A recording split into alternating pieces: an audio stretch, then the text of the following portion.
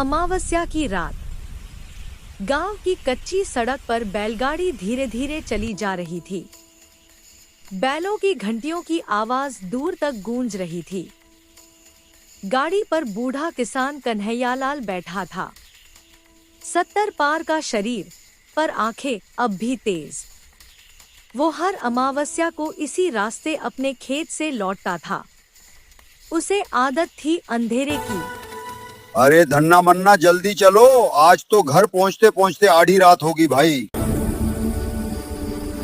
बरगद के पेड़ के पास आते ही बैलों ने अचानक रुककर सिर हिलाना शुरू कर दिया।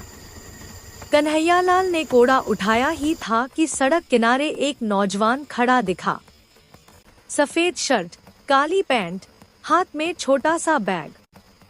शहर का लगता था। बाबा, गांव कितना दूर है? उसने पूछा। नाम था उसका माधव। यहाँ से मधुपुर गांव कितनी दूर है? बेटा अभी तो बहुत बात है यहाँ से। बस मिस हो गई थी। पैदल चलते चलते थक गया था। कन्हैयालाल ने उसे ऊपर नीचे देखा, फिर बोला, बैठ जा बेटा, मैं भी उसी तरफ जा रहा हूँ। माधव खुश होकर गाड़ी पर चढ़ गया। बैल अपने आप चलने लगे। थोड़ी देर खामोशी रही। फिर माधव ने मजाक में कहा, बाबा, क्या ये सच है कि इस रास्ते पर लाल सादी वाली चुड़ैल दिखाई देती है? हाँ बेटा, कई लोगों ने ऐसी बातें की हैं। वाकई बेटा, जो बातें सच होती है ना, लोग उनको अक्सर अफवाह मान लेते हैं। ठीक उसी वक्त हवा चली। ठंडी नहीं, गर्म हवा, जैसे किसी ने जलती हुई लकड़ियां फूकी हों। और फिर वो खुशबू आई, चंदन की और जले हुए सिंदूर की। माधव ने इधर-उधर देखा। सामने सड़क पर वो खड़ी थी। लाल साड़ी, इतनी चटक लाल कि लालटेन की रोशनी भी शर्मा जाए।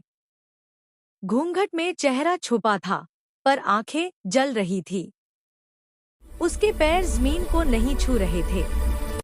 बाबा, उसकी आवाज इतनी प्यारी थी कि मन डोल जाए। मुझे ससुराल छोड़ दोगे? कन्हैयालाल ने लगाम कस ली। बैल फिर रुक गए। उसकी सांसें तेज हो गई। माधव ने हैरानी से पूछा, ये कौन है बाबा? बूढ़े ने धीरे से कहा, ये वही है बेटा जिसकी डोली 7 साल पहले यही पलट गई थी। अच्छा। लाल साड़ी वाली धीरे धीरे गाड़ी के पास आई। उसका पल्ला हवा में लहरा रहा था। पल्ले पर जलने का बड़ा सा काला निशान था। बाबा, तुम तो पहले भी मुझसे मिले हो ना? वो बोली, 50 साल पहले, जब तुम अकेले गाड़ी हाँक रहे थे, तब तुमने मना कर दिया था, याद है? कन्हैयालाल के हाथ कांपने लगे। 50 साल पहले की बात थी। वो जवान था। भूतनी ने लिफ्ट मांगी थी। डर के मारे उसने कोड़ा मारकर बैलों को भगा दिया था। उसी रात उसके पहले बेटे की अचानक मौत हो गई थी। गांव वाले आज भी कहते हैं, लाल साड़ी वाली ने ले लिया।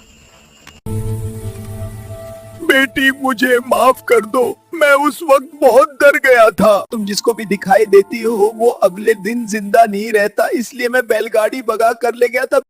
तुम ही बताओ भी मैं क्या करता? मेरी जगह कोई भी होता तो घबरा ही जाता बेटी। माधव चुप था।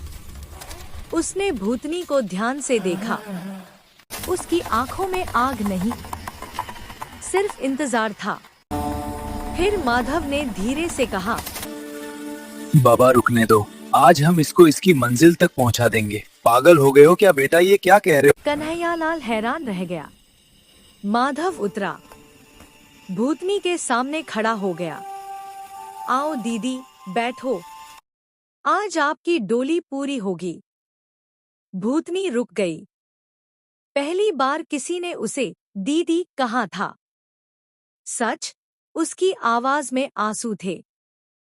माधव ने उसका हाथ थामा, बर्फ जैसा ठंडा। फिर उसे गाड़ी पर बैठा दिया। कन्हैयालाल रोता रहा, पर लगाम ढीली कर दी। बैल अपने आप चल पड़े।